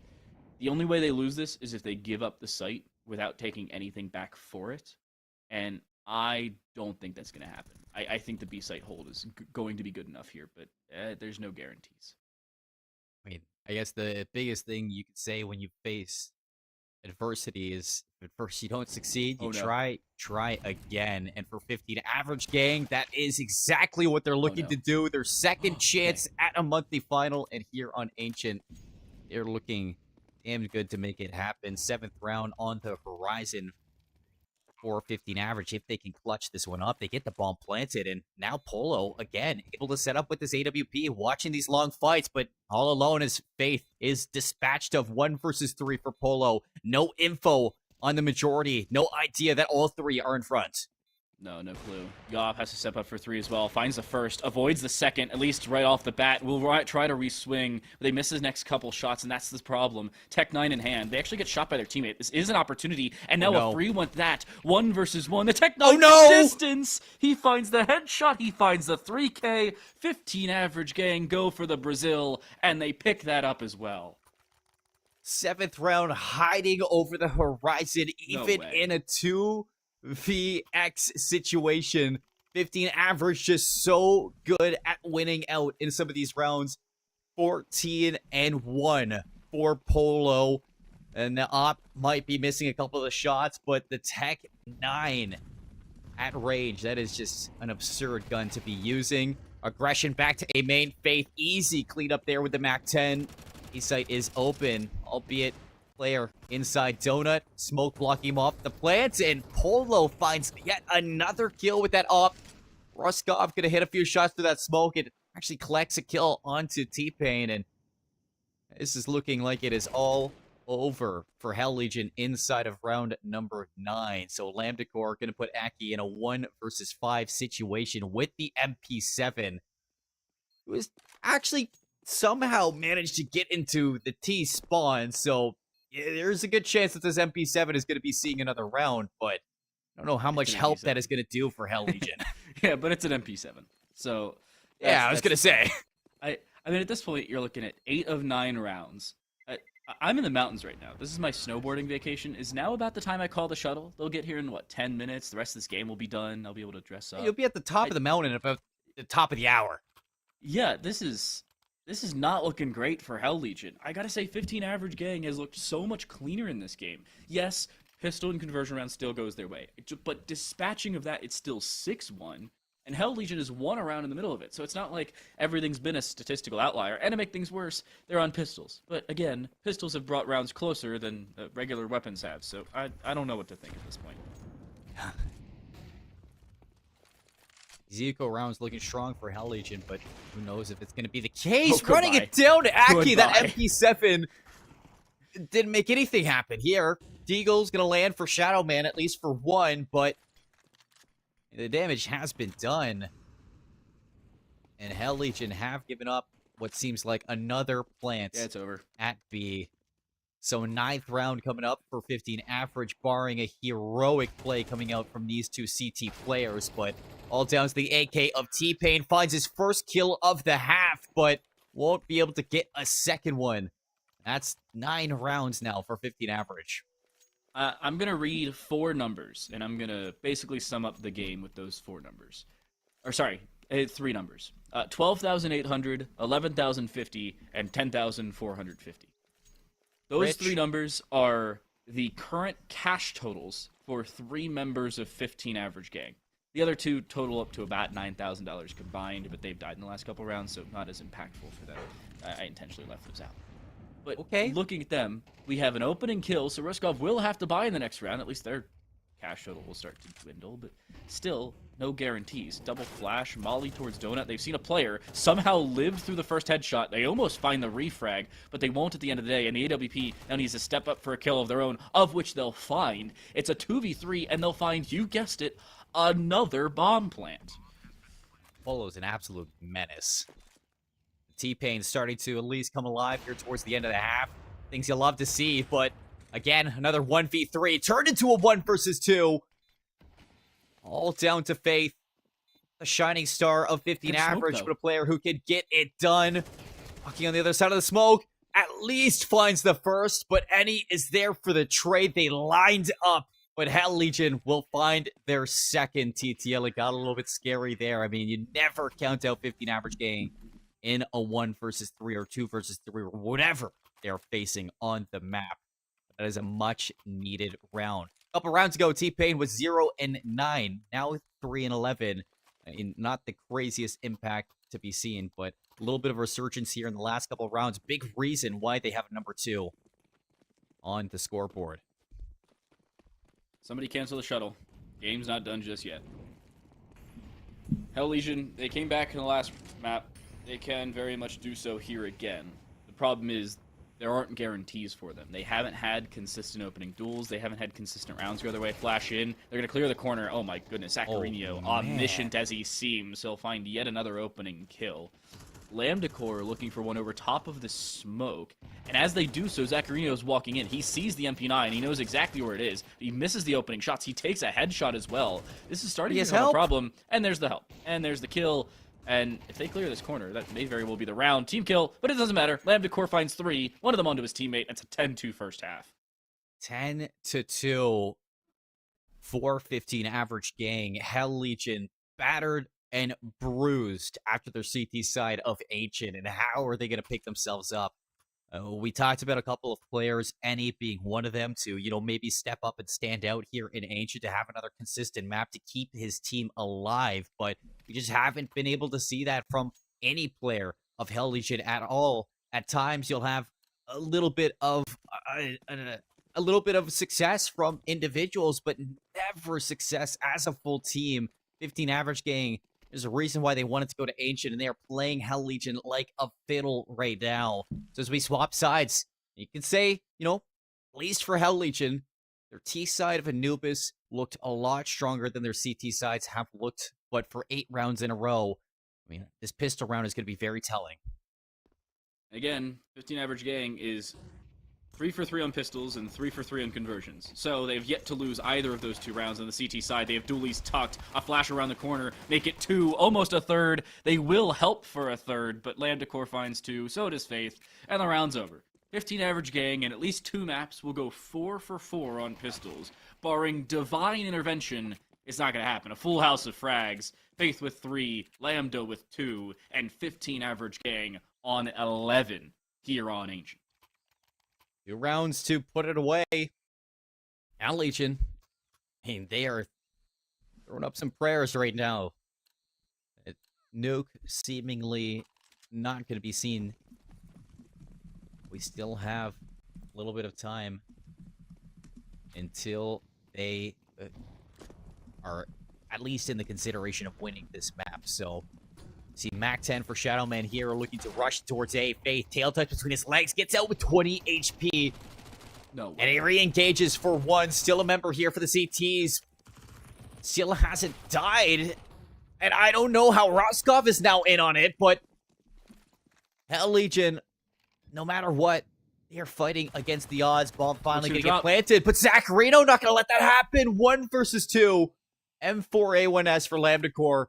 Bomb not planted. Oh, and this is more than reasonable. He's going to walk in. Bomb won't be able to go down immediately, but he'll swing out in the open. That's the problem. He's still exposed, but he'll still find the opening. He'll swing for a second. Lambda Core, everybody guessed it. He finds another multi-frag. He's at the top of his team's scoreboard as well. Top of the lobby, and his team's at the top of the Invitational Qualifier. 1 round from closing this one. Flawless, almost nearly. At least here on Ancient. 12-2. 1 round left for 15 average gang. They had a chance back in October to hit that monthly final, and it got swept underneath them. Rug pulled out. Nowhere to go. They made the necessary changes. They adapted. They worked together to study and see what they did wrong, what they could do better. And now, in 2024, they have risen to a new level. Their Ancient looks picture perfect. And now they want that monthly final, and they're ready to seize it. And that may very well be it. 4v3, better weaponry of a Mac 10, a Deagle, and a Galil with 3 pieces of utility. Albeit, they have 70 seconds and 2 players low, so it's not the most unreasonable of somewhat clutch scenarios, but it's still one that requires a lot of them. They have a fairly open A site, so it wouldn't be absurd to say, let's go for it, and it seems like they will. But will they clear Fate? That's the question. Flash around the corner. They want to try and force him off, and it seems like, oh no, Ruskov already finds the opening. Fate's still alive, still kicking, but finally dispatched of. And Ruskov still here, still hiding in Temple. 1 versus 3, Hell Legion down to Any. The clutch player back on Anubis, and the Deagle lands 1v2. Players are here, and Polo won't let it happen. 13-2 on Ancient. An absolute masterclass being shown from 15 average gang. They walk away with Anubis showing an absolute stellar T side. And they move in towards Ancient. It didn't matter what side they were on. They were in full control from the start to finish. And now, for the first time ever, we're going to be seeing 15 average have a chance at the playoffs. Not only that, but they played in the first Invitational Qualifier. It wasn't even the second. It was the first. I look back at it. They played RGW Esports, a team that is currently in the playoffs, and the team that ended up losing that subsequent monthly final just to go into the open qualifier the next week around. They took them to 3 maps, and they lost on Ancient all that time ago. It was about 94 days, if we're getting down to semantics. But here, 15 average gang, 2-0 Hell Legion. They win Anubis. They take Ancient this time around, and they will send themselves their first opportunity at playoffs and their last opportunity at playoffs. They will not have the chance at a last chance qualifier. It is a best of 3 or bust for 15 average gang. Yeah, and you kind of think about, the big storyline here inside of our roadmap towards our playoffs. Early on for 15 average game, you think about the trials and tribulations that you face heading into a brand new game, brand new servers for CS2. Things might not go your way. It takes some time to learn, to gel into the game, and to really feel comfortable as a team. And, it definitely didn't look good back in October when we saw them play inside of that invitational, but they've definitely been working on themselves since then and heading into a brand new year. TTL, I mean, this team looks absolutely fantastic. I mean, we've mentioned at the start of the show that whoever wins inside of this monthly final that we see in our monthly final number 4 has probably one of the best chances, if not the best chance, at moving in towards a LAN scenario here for Arena Esports, powered by Etisalat by EN, just by the sheer time they would have spent and the timing that they've had at playing this game and practicing for the matches that we've seen. And for 15 average to look as sharp and as polished as they looked here on Anubis and Ancient, I think I'm excited to see more of this team. Yeah, it's a return to form. And more importantly, 94 days later, it is a return to the spotlight. They won a map back against RGW. Again, a team that is currently waiting for possibly them in the playoffs, but they fell just short. Now, they don't fall to that same victimhood. They will not be dropped, at least not in the Invitational Qualifier. There's still a monthly qualifier, of which an Invitational Qualifier winner has yet to come out on top of, other than kinda RGW, but it was an entire month later because they had to go through opens. It's a whole lot of caveats, a whole lot of superstition maybe for them as well. Definitely an asterisk on it. Yeah, it is a best of 3 away. That's the most important. Yeah.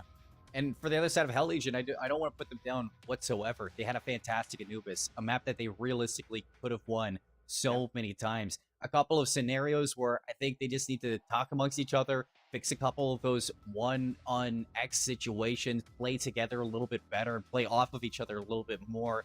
And I think that this team could fight their way through the open bracket and find their way back into the monthly finals for another shot in a matter of no time. So I don't think this is the last we're going to be seeing of these Hell Legion players at all. Definitely some things that they need to work on. And, possibly going into the open qualifier, maybe they just want to auto veto out Ancient. Get it out of here. You don't have to worry about it from here on out. Definitely a map that, doesn't look too comfortable for themselves. But Anubis, a map that they could have won. And as we look back to map number 2, a lot of things that they could be working on to find their way back into the monthly finals. Spoiler alert, a lot of these kills are just going to be 15 average gang, or they're going to be death cams for Hell Legion. This is a lot going the way of 15 average gang. 2 rounds only is what Hell Legion picked up. There were a couple rounds where it was more than reasonable they could have picked up. There were a couple clutches that definitely shouldn't have come through, that being one of them. There's another one with the op later on that there's no way you give away a 1v3 like that. How does everybody not hold W at the op that you heard earlier? But that's a conversation down the line. And this is a learning experience for Hell Legion, but they shouldn't have had to learn in that way. That is trial by fire, and one that they were convicted guilty of very quick. And even in a lot of these rounds, when you're just looking at the minimap in general, their setups, they're standing on top of each other. Their spacing is a little bit of an issue. You definitely feel a little bit suffocated if you're Hell Legion at times, that you're trying to make hero plays and you're not trying to force 15 average into areas where, Hell Legion might have the advantage. And when you look back at this, you can really say, like, hey, our opening breaks for CT, we could definitely be a lot more passive. We could, use our utility a little bit better to, block off these angles, not allow Ruskov to walk onto shelf for free and find a double kill. And I think there are some really manageable things that Hell Legion can talk about and then return to Ancient and look like a brand new team. I mean, a lot of these issues are very minuscule issues that can be solved by just a VOD review. Yeah, especially with Anubis as well. You take away a couple rounds and that's a completely different game, but that not something you can do now, especially with clutch attempts like this from Landvicor. 1v2, that was a round that Hell Legion had in the back and just couldn't pick up at the end of the day. And this one, the one, of course, to close it. Valiant effort from any, but not one they were able to lock in and lock down. 13-2, the second map victory. 13-11 was Anubis's close and a 2-0 rout for 15 average gang. They returned to form. 94 days later, they returned to form. I believe the old adage is better late than never. Yeah, I mean, for 15 average gang, your slate is wiped clean. You make it into the playoffs now instead of our 4th monthly final. I mean, Another thing we talked about is how long this roadmap takes, how long this journey Yeah. has been for a lot of these teams. And 15 average gang, they've had, I'd say, the most amount of time out of all of the playoff teams to practice on CS2, play together, and play amongst these Arena Esports trials, this tournament, and heading into our monthly final. Albeit a lot of pressure now onto 15 average game, being the team out of the Invitational to try and make it in towards the playoffs, but definitely a team that I'm going to be happy to see back on the desk when we do reach those CTL, and a team that has a real fighting chance at making it into the playoffs, no matter what we see. Whether it is 15 average game or the team that matches up against them in the open bracket, either one of these teams that have the monthly final is going to be definitely a favorite going in towards our playoffs. But I mean, now is better time than never to take a look at our roadmap, to take a look at exactly kind of what is left inside of this tournament because of Arena Esports. I mean, this tournament, it's kind of winding down now, and this is crunch time for a lot of teams. We've had 93 days since the start of at least Counter-Strike here in Arena Esports, but you got to remember, there's still more than enough still going on. We still have other titles. We still have the monthly finals here. Between the start of the event with the Invitational Qualifiers on October 4th and the scheduled end of it on February 17th, there's 109 days.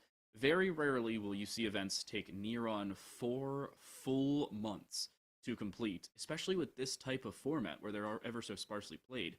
But it gives teams a real do-or-die mindset for a lot of these games. You have very few opportunities. You have very few free avenues through. It's not a Swiss stage. It's not a group stage. You have a way in, or it resets. You have 4 opportunities. Technically 8 if you don't make it through Invitational, you retry through Open. But 4 opportunities. And after that, no last chance qualifier, no free way back in.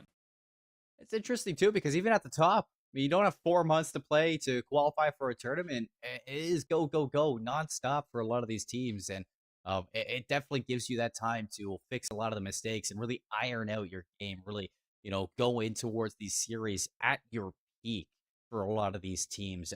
I think that's what we would be expecting with the amount of time given for their practice. But for these open teams that have to, qualify on their own right, I'd say it's a lot harder for them than it is for the teams that go through the Invitational. They get more chances to play. They get more teams to play up against. They have, I guess, more experience, maybe losing rounds and, playing against different play styles, where these Invitational teams, it's just one and done into the monthly finals. And that is all said and done. They don't have to, play against, a separate team who has a completely different play style than the one that they were playing inside that Invitational. And that matters a lot. The experience matters a lot. And I think that's what a lot of these teams are fighting for.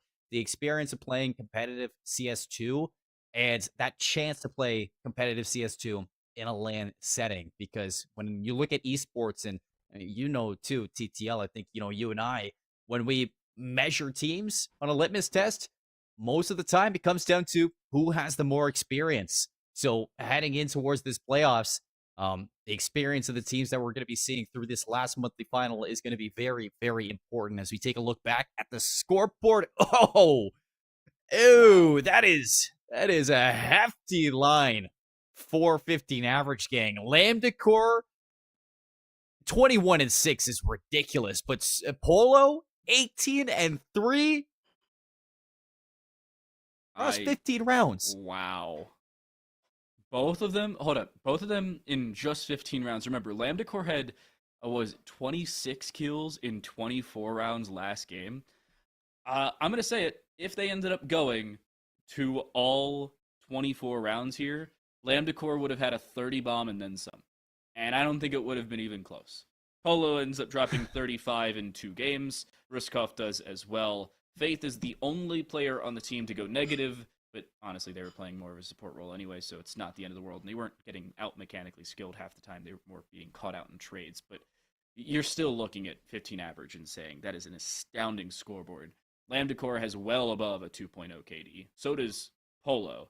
Ruskov, almost, but not close. And I gotta say, where did Hell Legion go?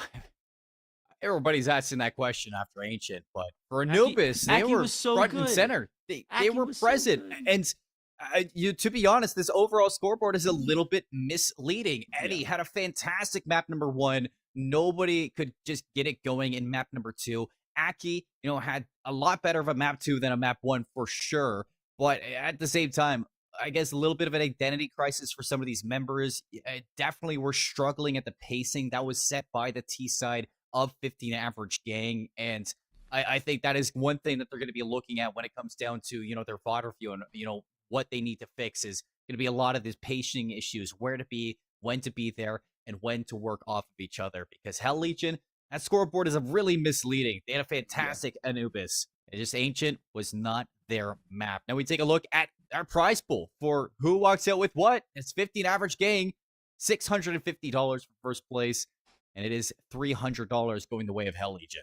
Yeah, and another invitational qualifier off the cards.